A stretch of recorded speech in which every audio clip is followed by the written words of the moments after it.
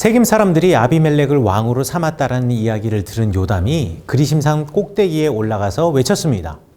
구약 성경에 이렇게 재미있고 잘 들어맞는 비유도 흔하지 않습니다. 나무들이 감람나무, 무화과나무, 포도나무를 찾아가서 한 나무를 왕으로 세우려고 하는 이야기입니다. 감람나무는 풍성한 기름을 내는 자기 본연의 일이 있다고 사용했습니다. 무화과나무도 달고 맛있는 과일을 맺는 것이 자기 일이라고 거절합니다. 포도나무도 마찬가지로 포도주를 내는 일이 자기 일이기 때문에 어떻게 자신이 다른 나무 위에 날뛸 수 있냐고 반문합니다. 그런데 가시나무는 나무들의 제안을 덥석 받아들입니다. 가시나무가 무슨 그늘을 만들 수 있을까요?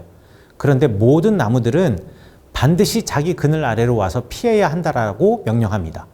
그리고 이 명령을 어기면 가시나무와는 견주어 감히 그 가치를 셈할 수도 없는 백향목마저 불살라 버리겠다고 겁박하는 것입니다. 중세의 랍비인 라쉬는 이 네 그루의 나무의 비유를 참 재미있게 해석합니다. 라쉬는 감람나무가 첫 번째 사사인 온니엘을 가리킨다고 이야기합니다. 예레미야서 11장 16절에 보면 예레미야가 잎이 무성하고 열매가 많이 달린 감람나무였던 유다의 암울한 미래를 이야기합니다. 감람나무를 유다에 비유하고 유다 지파 출신의 사사가 온니엘이기 때문에 감람나무를 온니엘을 가리키는 비유로 이해한 것입니다. 무화과나무는 사사 드보라를 비유한다고 이야기합니다. 무화과나무 열매는 종려나무 열매와 함께 고대의 꿀 대용으로 사용되던 과일입니다.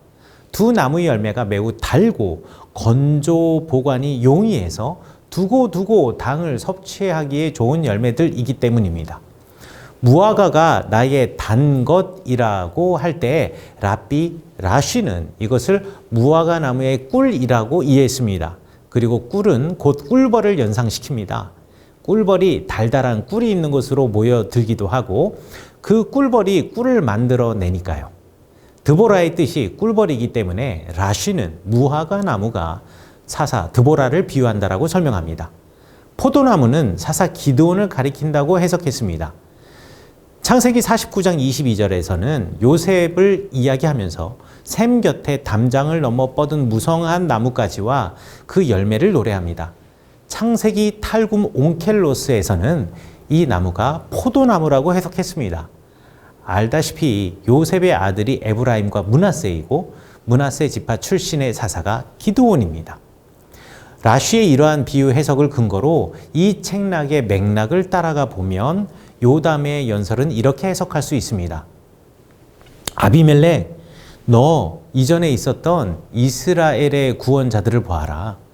온니엘이 왕이 되려고 했던가? 그는 갈렙의 사위이면서 유다뿐 아니라 이스라엘까지 영향력을 미칠 수 있는 가문의 배경이 있었지만 왕이 되려고 하지 않았다.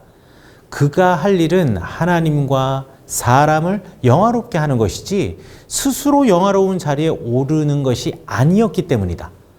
오로지 하나님만이 이스라엘의 힘이시고 왕이 아니었던가. 드보라를 봐라. 드보라는 통념을 깬 입지전적인 인물이다. 여자이자 한 남자의 아내로서 이스라엘의 선지자가 되었고 남자이면서 용사였던 바락도 두려워하던 전쟁을 승리로 이끈 여자 장군이기도 했다. 꿀벌처럼 작으나 하나님이 함께 하셔서 그 놀랍고 위대한 일을 해냈던 드보라는 왕이 되려고 하지 않았다. 이 모든 일은 하나님이 하신 것이기 때문에 그녀가 우쭐댈 일이 아니라는 것을 분명히 알고 있었기 때문이다. 네 아버지 기드온을 보아라. 그는 두려움 가운데에서도 하나님의 명령을 따라서 바알의 제단을 허물고 찍어버렸다. 비록 그의 만료는 너무 많은 소유 때문에 하나님이 왕 되심을 잊게 되었지만 그래도 그가 가진 신앙의 전통 때문에 차마 스스로 왕이라 부르지 못했다. 그런데 이제 너는 스스로 왕이 되어서 너보다 더 찬란한 백향목 같은 이스라엘을 불살라 없애려고 하느냐? 요담의 외침 속에서 그 불이 걷잡을 수 없게 되어서 이스라엘뿐만 아니라 세겜과 밀로의 집안, 그러니까 세겜 주변에 든든한 망대와 요새에 거주하며 살던 가문들, 그리고 아비멜렉 자신 모두를 태워 버릴 것이라는 예언을 담고 있는 것입니다. 그러고 나서 아쉽게도 요담은 브엘로 몸을 피했습니다. 그가 이후에 어떤 삶을 살았는지는 모릅니다. 그 부분에 대해서 사사기를 기록한 역사가는 관심이 없었습니다. 요담이 그 다음에 기드온을 이어서 이스라엘 공동체의 지도자 자리에 서는가 아닌가 하는 문제는 사사기를 기록하는 역사가의 관심사가 아니었습니다. 왜냐하면 사사의 자리는 내가 차지하는 것이 아니기 때문입니다. 요담의 예언자적인 비유가 아비멜렉과 이스라엘 사람들이 잊고 있던 과거 역사를 다시 기억나게 해주는 장한 일이기는 했지만, 그렇다고 요담이 사사가 되는 것도 선지자나 재판관이 되어서 이스라엘을 다스리는 것도 아니라는 점을 사사기를 기록한 역사가는 말을 하고 싶었던 것입니다. 모든 것은 하나님께서 결정하십니다. 그래서 요담은 이 비장한 연설을 한 다음에 아비멜렉의 이야기에서 사라져 버린 것입니다.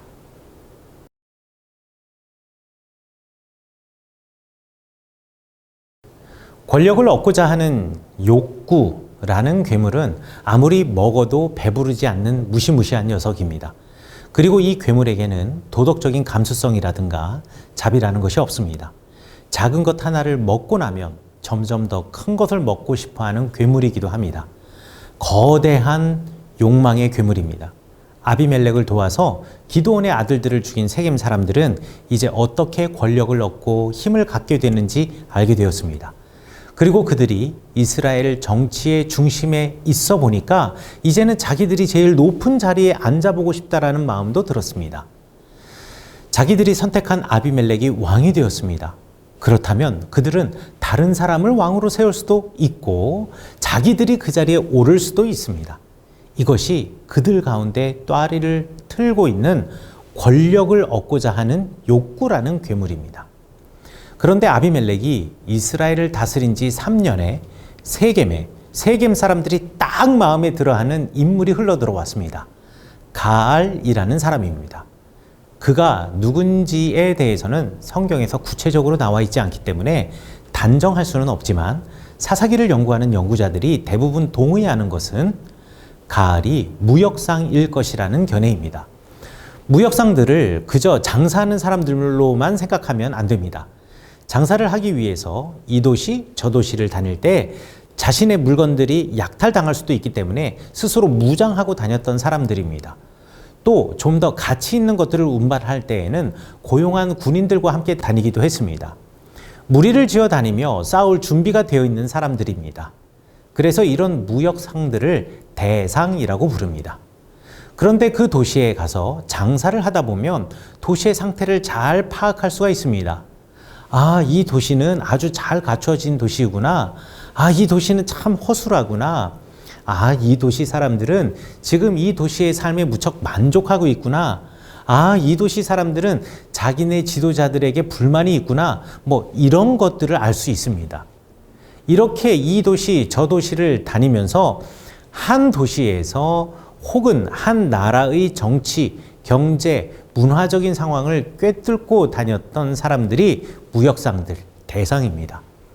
이런 첩보들을 쌓고 군사적인 힘을 키워가다가 도시 자체를 무력으로 정복하고 그 도시의 주인이 되기도 했습니다. 이 같은 민족들이 대표적으로 미디안 사람들이나 아말렉 사람들입니다. 그런 가알이 세겜 사람들을 설득합니다. 우리 세겜 성읍 사람들이 어떤 사람들입니까? 왜 우리가 아비멜렉을 섬겨야 합니까? 여기에서 우리라는 표현은 가알이 세겜 사람들 중에 하나임을 슬쩍 보여주는 것입니다. 그러나 그가 토박이었다가 대상으로 이곳저곳을 유랑하던 끝에 다시 세겜으로 돌아와 정착한 것인지, 아니면 미디안이나 아말렉의 대상들이 그러하듯이 세겜을 점령하기 위해서 동질감 있는 단어인 우리라는 단어를 썼는지는 모르겠지만 설득의 방법은 놀랍게도 3000년이 지난 지금도 사용하는 가장 효과적인 방법이었습니다. 우리가 남인가?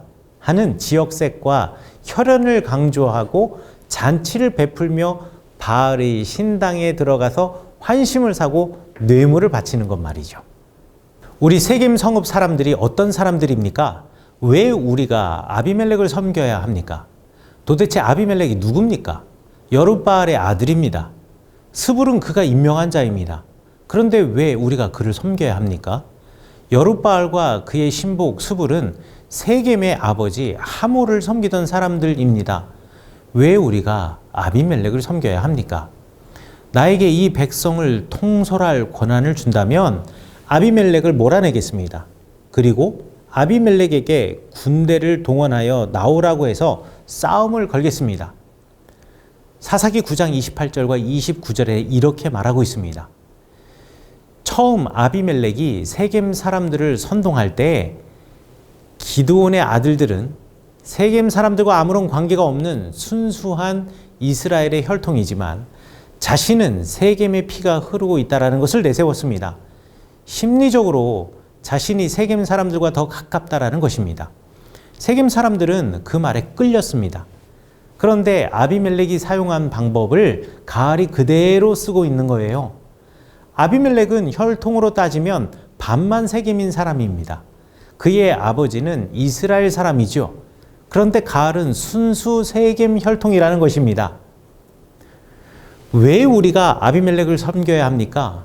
여룻바알과 그 신복 스불은 세겜의 아버지 하몰을 섬기던 사람들입니다. 왜 우리가 아비멜렉을 섬겨야 합니까? 라는 말에는 이스라엘 사람들이 우리를 함부로 대하지 못하던 그 시대의 영광을 되찾자라는 말입니다. 또 그 일에 가장 적합한 사람이 절반은 이스라엘 사람인 아비멜렉이 아니라 완전한 세겜 사람이자 이스라엘에 물들지 않은 자신임을 주장하는 것입니다. 이들로부터 하나님이 주인 되시는 것이 아니라 자신들의 계략으로 하나님의 힘을 자기 권력으로 바꾸려는 사람들의 전형적인 모습을 사사기에서 보여주는 것입니다. 가알은 자신을 따르는 사람들과 함께 아비멜렉이 다스리는 지역의 산지 곳곳에 숨어서 지나가는 사람들을 약탈했습니다. 원래부터 하던 일이니 그렇게 어렵지는 않았을 것입니다. 이렇게 약탈을 하면서 사람들 사이에 아비멜렉이 자기 영토를 지킬 역량이 부족하다라는 민심의 불안과 불만을 불러일으킬 작정이었습니다. 불안정한 치안의 뒷배에 가알이 있었고 가알의 의도를 알게 된 스불은 아비멜렉에 이 사실을 알리고 가알과 일전을 준비합니다. 매복 공격에 당한 가알과 세겜 주민들은 세겜 망대로 들어가서 방어전을 했습니다. 하지만 아비멜렉이 불을 놓는 바람에 망대에 있던 사람들이 다 죽었습니다. 세겜 망대 안에 있었던 사람들은 자기 동족들이었고 친족들이었고 같은 바알 신앙을 가지고 있었던 사람들이었습니다. 그런데 이들을 완전히 진멸하다시피 합니다. 아비멜렉은 권력을 유지하고 왕 노릇을 하기 위해서 자신을 제외한 모두를 희생시킬 수 있는 사람이었던 것입니다. 또 자신을 반대하는 사람들이 치러야 할 대가를 분명히 보여주고 싶었던 것입니다.